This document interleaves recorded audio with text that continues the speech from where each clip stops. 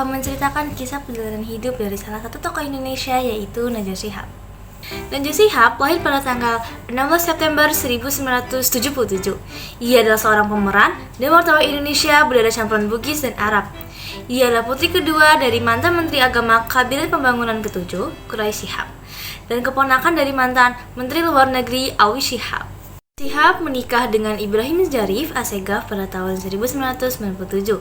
Najwa Shihab dan Ibrahim Zarif Assegaf mempunyai seorang putra yang bernama Izzat Ibrahim Assegaf dan biasa dipanggil dengan nama Izzat. Saat bekerja di dunia jurnalistik, Najwa Shihab dikenal teman-temannya sebagai pribadi yang super, ramah, dan tidak sombong. Bahkan, ia selalu merendah jika dinyatakan sebagai wartawan yang sukses. Sampai saat ini, bahkan ketika di acara Mata Najwa, Najwa Shihab akrab dipanggil dengan nama Nana.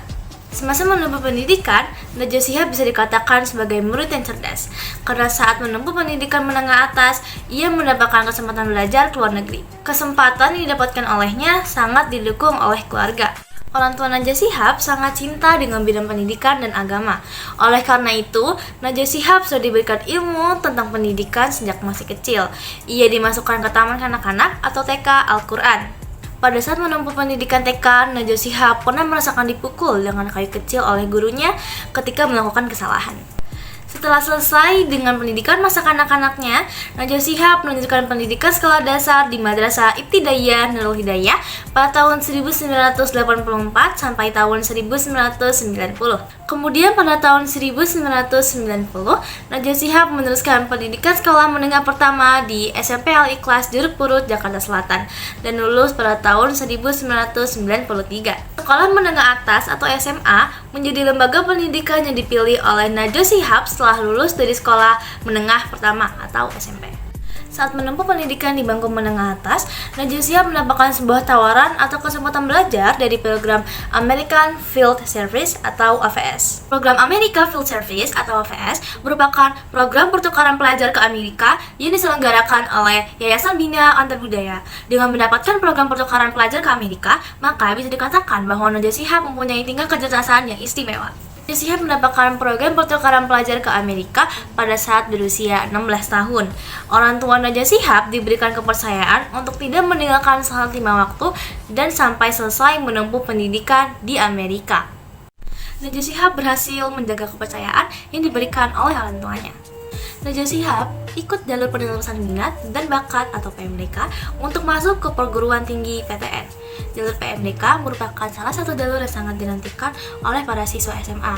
Berkat prestasi yang gemilang saat ia menempuh pendidikan SMA, membuat ia lulus seleksi perguruan tinggi negeri PTN, dan PTN yang dipilih adalah Universitas Indonesia. Setelah selesai dengan pendidikan sekolah menengah atas dan program pertukaran pelajar Amerika Field Service, Najwa Shihab memilih Universitas Indonesia sebagai lembaga pendidikan selanjutnya. Jurusan yang diambil ketika menempuh pendidikan di Universitas Indonesia adalah jurusan hukum. Pada tahun 2000, Najwa Shihab telah menyelesaikan studinya dan mendapatkan gelar sarjana hukum. Setelah lulus dari Universitas Indonesia, Najwa Shihab memilih karirnya sebagai seorang jurnalis. Semakin lama bekerja di dunia jurnalis, membuat ia jatuh hati dengan dunia ini dan ingin melakukan pendidikan ke jenjang magister. Di tahun 2008, ia mendapatkan beasiswa magister dari pemerintah Australia dan lembaga pendidikan yang dipilih yaitu Melbourne Law School. Ketika menempuh pendidikan magister di Melbourne Law School, Najwa Shihab mengambil jurusan hukum media. Meskipun Najwa Shihab lulusan sarjana hukum, tetapi ia lebih memilih jurnalistik sebagai karirnya. Ketika masih menjadi mahasiswa Universitas Indonesia, Najwa Shihab melakukan magang di divisi berita RCTI. Dengan kegiatan magang ini, membuat Najwa Shihab jatuh hati di dunia jurnalistik dan setelah lulus, memilih untuk melanjutkan karir di dunia jurnalistik.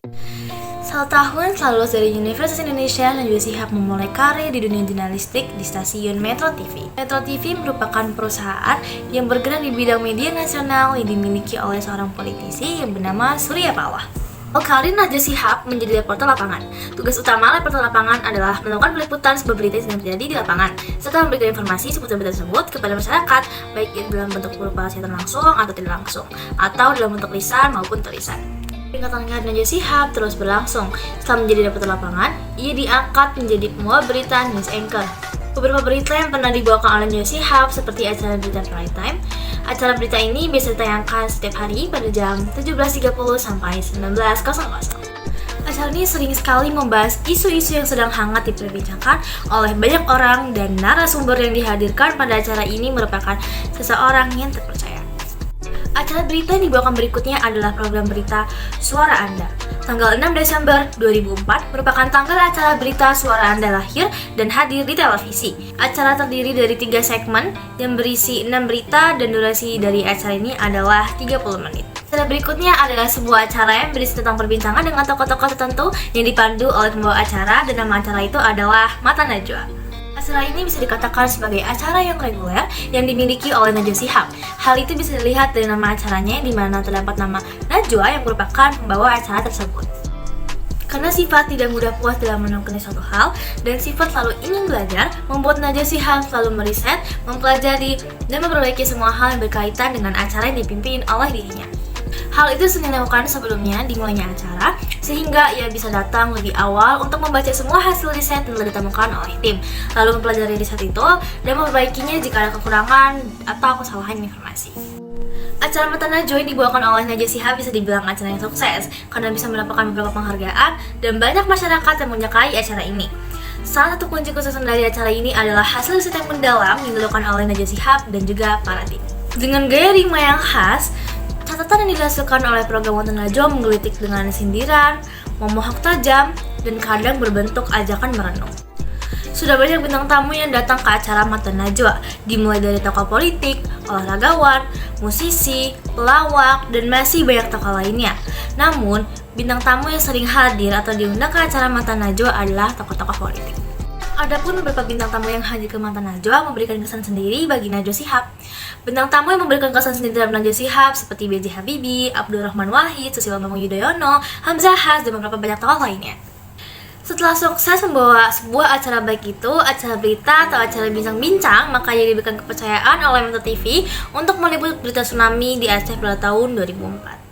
Liputan dilakukan oleh Najwa Shihab pasca tsunami Aceh mendapatkan banyak apresiasi dari acara terbanyak. Bukan hanya itu, dari liputan yang dilakukannya membuat banyak masyarakat menjadi empati dan meningkatkan kepedulian masyarakat terhadap bencana yang memakan banyak korban tersebut.